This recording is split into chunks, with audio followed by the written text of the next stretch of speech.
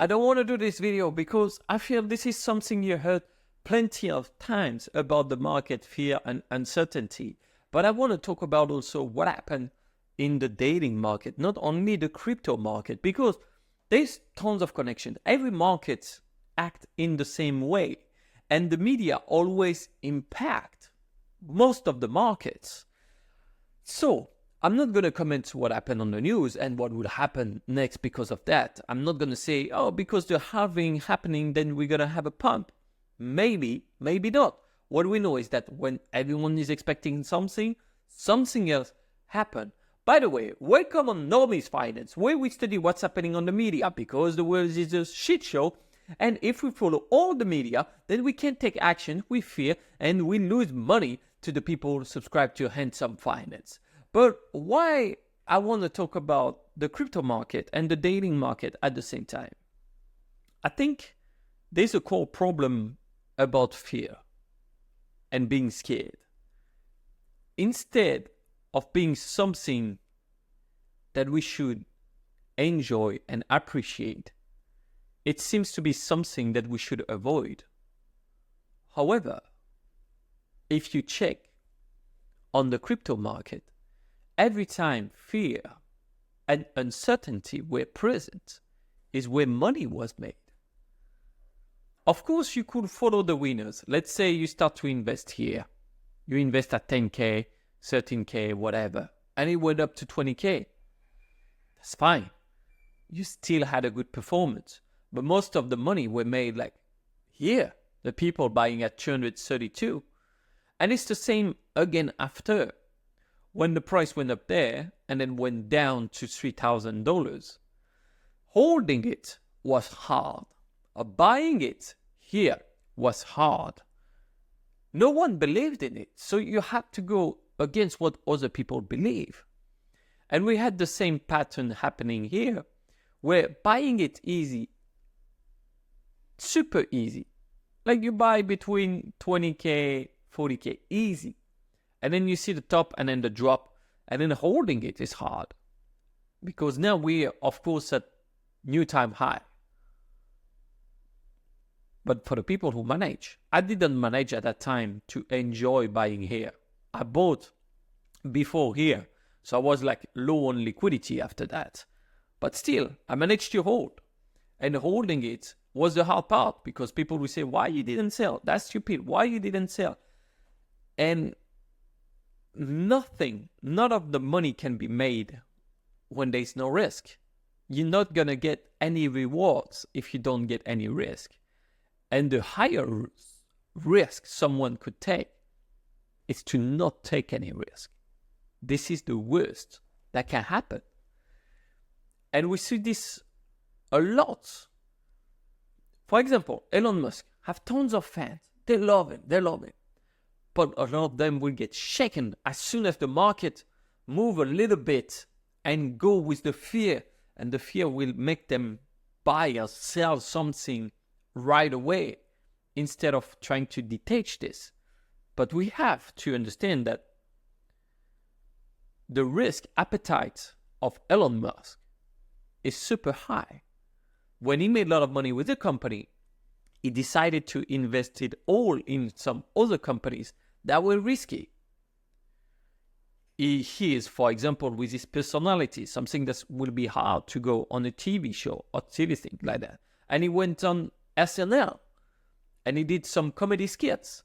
So he had a risk appetite that is higher than most people. Is it why he's more successful? Maybe, I don't know. But what I know is that every time a man, in particular, I'm sorry, I can't talk for you, woman, because I don't have the experience. But when a man is looking for peace, is usually on the wrong path. I saw it with some friends, and looking for peace is not the right thing to do, I think. Looking to be at peace with fear and rejection is probably where we should go. Because it's easy to like, all right, I'm just going to go low on risk. Stay at home, watch some TV show, swipe on Tinder. Easy. But again, if you're not in the top 1% on Tinder, you're going to get totally screwed. You're not going to get anything because it's an open market where the top profiles get a better rating than the others. And it's the same for most dating apps, right? And then they're going to show this to the users because everyone wants to see good-looking people on it. So why would they show not good-looking people? It doesn't make sense. That's their bread and butter. So that's why only a few % will get everything. But if you choose to go on the street and start to talk to other people, go to some events, go to some gathering, you take a risk every time. Maybe it's going to be boring. Maybe you're going to get rejected. Maybe something else would happen. I can't know. But also, tons of good things can happen. You can meet a new friend. You can meet your life partner. You can meet someone that you're going to have fun with 1 week. Whatever you want. Everything will be possible. But you will see reality. You will face the reality front of it. And learning to be rejected is the best. Like when I do stand-up comedy, of course, with who I am on stage and what I talk about, I cannot have people that will hate me. Like I remember when I did my first stand-up in Australia, I was more nervous than usual because I played in Southeast Asia mostly and Asia in general because I did Taiwan. And when I went to Australia, I was like, they have a lot more woke people there. Maybe they're going to hate me for what I say. It's just something they never heard about. And actually went really well. Because anyways, I'm talking about my life. It's my own experience. So why should I not be able to share what happened? Right? And then it's something that I always try to face is fear. Fear is buying when the market is low. Fear is doing something you're not sure you should be doing. You're like, that's hard. Launching a product, tons of fear around it. Launching a YouTube channel, when I did it, the English one, of course I had a bit of fear. But I was like, I'm going to enjoy this path. I'm going to enjoy it. And you know what? If I had got slapped in the face and nobody liked it, I'll still be happy with it because I'm like, it's better that I did it and learned something from it or nothing from it than wishing I should have done it or I could have done it. Because what I saw in my life is like, every time I'm saying, if I want to, I could do that, but I don't really want to. And then it's like, no, that's bullshit. I'm scared to get the answer from the market. Same, a guy would say like, oh yeah, I could talk to that girl if I wanted to and probably we get a number. Okay, then fucking do it. Let's see. Let's see what she will say. Because in our own bubble, everything is easy.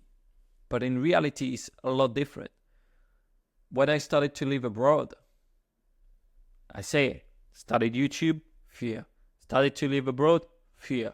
And then enjoying the fear.